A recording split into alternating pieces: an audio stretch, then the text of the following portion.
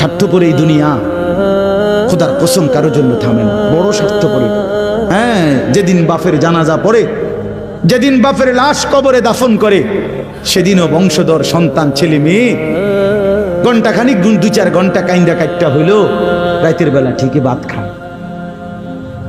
হ্যাঁ, পাশের ঘর থেকে খানা আনে, বাবারা ঠিকই খায়।